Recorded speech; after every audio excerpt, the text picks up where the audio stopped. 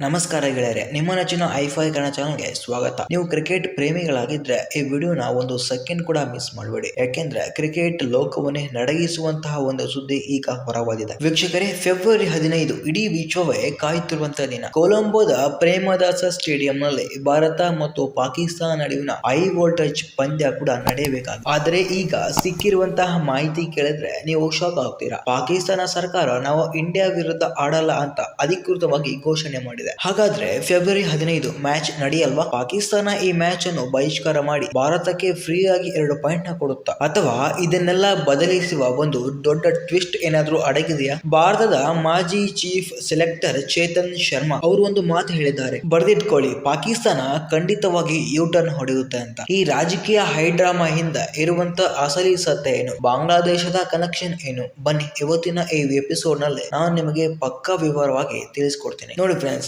India Pakistan match ಅಂದ್ರೆ ಅದು ಬರೀ ಆಟ ಅಲ್ಲ, ಅದೊಂದು ಎಮೋಷನ್. ಸ್ಟೇಡಿಯಂ ನಲ್ಲಿ ಕಿರಿಚುವ ಪ್ರೇಕ್ಷಕರು, ಟಿವಿ ಮುಂದೆ ಕುಳಿತು ಉಗುರು ಕಚ್ಚುವ ಕೋಟ್ಯಾಂತರ ಜನರು, ಇದು ಕ್ರಿಕೆಟ್ ಪ್ರಪಂಚದ ಅತಿ ದೊಡ್ಡ ರೈವರ್ಲಿ.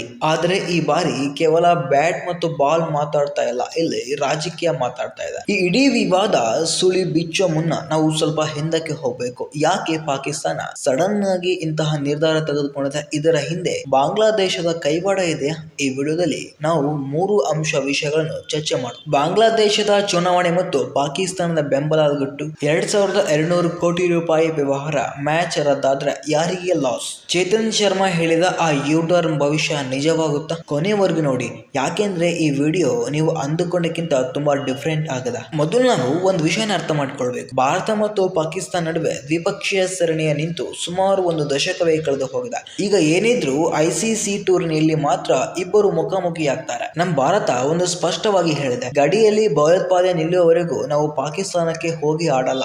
ಇದೇ ಕಾರಣಕ್ಕೆ ಕಳೆದ ಬಾರಿ ಏಷ್ಯಾ ಕಪ್ ಕೂಡ ಹೈಬ್ರಿಡ್ ಮಾಡೆಲ್ ನಲ್ಲಿ ನಡೆಯಿತು. ಭಾರತದ ಮ್ಯಾಚ್ಗಳು ಶ್ರೀಲಂಕಾದಲ್ಲಿ ನಡೆದವು. ಇದು ಪಾಕಿಸ್ತಾನ ಕ್ರಿಕೆಟ್ ಬೋರ್ಡ್ಗೆ ಅಂದ್ರೆ PCBಗೆ ಮೊದಲನೇ ಉರಿ ತಂದಿತ್ತು. ವೀಕ್ಷಕರೇ, ಇಂದಿನ ಪರಿಸ್ಥಿತಿ ನೋಡಿ, ಚಾಂಪಿಯನ್ಸ್ ಟ್ರೋಫಿ ಹತ್ತಿರ ಬರ್ತಾ ಇದೆ.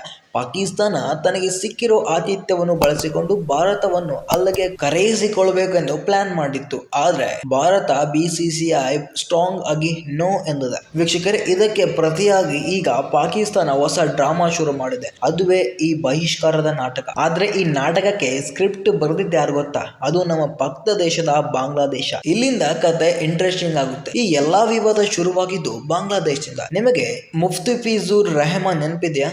KKR ತಂಡದ ಸ್ಟ್ರಾಂಗ್ ಬೌಲರ್ ಆಗಿದ್ರು. ಈ ಬಾರಿ IPL ಹರಾಜಿನಲ್ಲಿ ಅವರನ್ನು ಕೆಲವು ಕಾರಣಗಳಿಂದ ಕೈ ಬಿಡಲಾಯಿತು. ಇದು ಕೇವಲ ಕ್ರಿಕೆಟ್ ನಿರ್ಧಾರವಾಗಿತ್ತು, ಆದ್ರೆ ಇದನ್ನೇ ಬಾಂಗ್ಲಾದೇಶದಲ್ಲಿ ರಾಜಕೀಯವಾಗಿ ಬಳಸಿಕೊಳ್ಳಲಾಯಿತು. ಇದೇ ಸಮಯದಲ್ಲಿ ಬಾಂಗ್ಲಾದೇಶದಲ್ಲಿ ದೊಡ್ಡ ರಾಜಕೀಯ ಏರುಪೇರು ಆಯಿತು. ಶೇಖ್ ಹಸೀನಾ ಅವರು ದೇಶ ಬಿಟ್ಟರು, ಹೊಸ ಸರ್ಕಾರ ಬಂತು. ಅಲ್ಲಿಂದ ಕ್ರಿಕೆಟ್ ಬೋರ್ಡ್ ಏಕಾಏಕಿ ಒಂದು ಬಾಂಬ್ ಹಾಕಿತು. ನಮ್ಮ ಆಟಗಾರರಿಗೆ ಇಂಡಿಯಾದಲ್ಲಿ ಭದ್ರತೆ ಇಲ್ಲ, ಹಾಗಾಗಿ ನಾವು ವಿಶ್ವಕಪ್ ನಿಂದಲೇ ಹೊರಬರ್ತೀವಿ ಅಂತ. ಆಗ ಪಾಕಿಸ್ತಾನ ಏನ್ ಮಾಡ್ತು ಅಂದ್ರೆ, ನೋಡಿ ಬಾಂಗ್ಲಾದೇಶಕ್ಕೆ ಅನ್ಯಾಯ ಆಗ್ತಾ ಇದೆ, ನಾವು ಅವರ ಸಹೋದರರು, ಹಾಗಾಗಿ ನಾವು ಕೂಡ ಇಂಡಿಯಾ ವಿರುದ್ಧ ಆಡಲ್ಲ ಅಂತ ಹೇಳ್ತಿದ್ದಾರೆ. ಅಸಲಿಗೆ ಇದು ಬಾಂಗ್ಲಾದೇಶದ ಮೇಲೆ ಪ್ರೀತಿ ಅಲ್ಲ, ಭಾರತವನ್ನು ಇಕ್ಕಟ್ಟಿಗೆ ಸಿಲುಕಿಸುವಂತಹ ಪ್ಲಾನ್. ಆದ್ರೆ ಗೆಳೆಯರೆ, ಇಲ್ಲಿ ಒಂದು ಮ್ಯಾಜಿಕ್ ಡೇಟ್ ಇದೆ, ಅದೇ ಫೆಬ್ರವರಿ 12. ಬಾಂಗ್ಲಾದೇಶದಲ್ಲಿ ಫೆಬ್ರವರಿ 12ರಂದು ಚುನಾವಣೆ ಕೂಡ ಇದೆ. ಚೇತನ್ ಶರ್ಮಾ ಅವರು ಹೇಳಿರೋದೇನೆಂದ್ರೆ, ಈ ಚುನಾವಣೆ ಮುಗಿಯೋದ್ರೊಳಗೆ ಮಾತ್ರ ಈ ಗರ್ಜನೆ. ಎಲೆಕ್ಷನ್ ಮುಗಿದ್ಮೇಲೆ ವೋಟ್ ಬ್ಯಾಂಕ್ ಪಾಲಿಟಿಕ್ಸ್ ಶಾಂತವಾಗುತ್ತದೆ, ಆಮೇಲೆ ಪಾಕಿಸ್ತಾನ ಮೆಲ್ಲನೆ ದಾರಿ ಬದಲಾಯಿಸುತ್ತದೆ ಅಂತ. ಸ್ನೇಹಿತರೆ,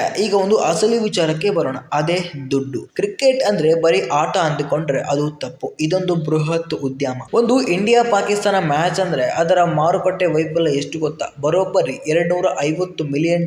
ಅಂದ್ರೆ ನಮ್ಮ ರೂಪಾಯಿ ಲೆಕ್ಕದಲ್ಲಿ ಹಾಕಿದ್ರೆ 2200 ಕೋಟಿ ರೂಪಾಯಿ. ಒಂದು ಮ್ಯಾಚ್ ಮಧ್ಯೆ ಬರುವಂತಹ ಕೇವಲ 10 ಸೆಕೆಂಡ್ ಅಡ್ವರ್ಟೈಸ್ಮೆಂಟ್ ಗೆ ಬ್ರ್ಯಾಂಡ್ ಗಳು ಕೋಟಿ ಸುರಿಯುತ್ತಾರೆ. ಈಗ ಪಾಕಿಸ್ತಾನ ನಾವು ಆಡಲ್ಲ ಅಂದು ಬಿಟ್ರೆ ಏನಾಗ್ತದೆ ನೋಡಿ. ವೀಕ್ಷಕರೇ, ಸ್ಟಾರ್ ಸ್ಪೋರ್ಟ್ಸ್ ಅಥವಾ ಹಾಟ್‌ಸ್ಟಾರ್ ನಂತಹ ಪ್ರಸಾರಕರು ICCಗೆ ಹಾಕಿರೋ ದುಡ್ಡು ವಾಪಸ್ ಕೇಳ್ತಾರೆ. ಸ್ಪಾನ್ಸರ್ಡ್ ಅಂದ್ರೆ ಅಡಿಡಾಸ್, ಎಮಿರೇಟ್ಸ್ ನಂತಹ ದೊಡ್ಡ ಕಂಪನಿಗಳ ಹಿಂದೆ ಸರಿಯುತ್ತೆ ICC ಫಂಡಿಂಗ್. ICC ಬರುವಂತಹ ಲಾಭದಲ್ಲಿ ಪಾಕಿಸ್ತಾನಕ್ಕೆ ಕೊಡಬೇಕಾದ ಪಾಲನ ಕಟ್ ಮಾಡಬೇಕಾಗುತ್ತೆ. ಈಗ ನೀವೇ ಯೋಚನೆ ಮಾಡಿ, ಪಾಕಿಸ್ತಾನದ ಆರ್ಥಿಕ ಪರಿಸ್ಥಿತಿ ಹೇಗಿದೆ ಅಂತ ಇಡೀ ಜಗತ್ತಿಗೆ ಗೊತ್ತು. ಅಲ್ಲಿ ಹಿಟ್ಟಿನ ಬೆಲೆ, ಪೆಟ್ರೋಲ್ಗೆ ಬೆಲೆ ಗಗನಕ್ಕೇರ್ತಾ ಇದೆ. ಇಂತಹ ಸಮಯದಲ್ಲಿ 2200 ಕೋಟಿ ರೂಪಾಯಿ ಲಾಸ್ ಮಾಡಿಕೊಳ್ಳುವ ಶಕ್ತಿ PCBಗೆ ಇದೆಯಾ?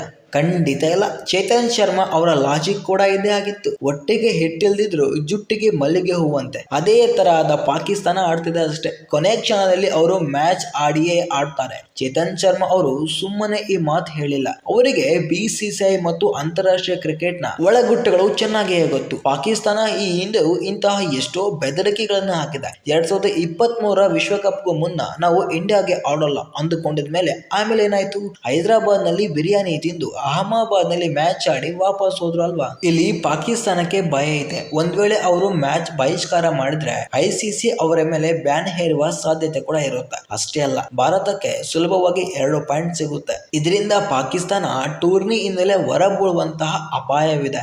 ಪಾಕಿಸ್ತಾನದ ಕ್ರಿಕೆಟ್ ಅಭಿಮಾನಿಗಳು ಇದನ್ನ ಸಹಿಸುತ್ತಾರಾ? ಖಂಡಿತ ಇಲ್ಲ.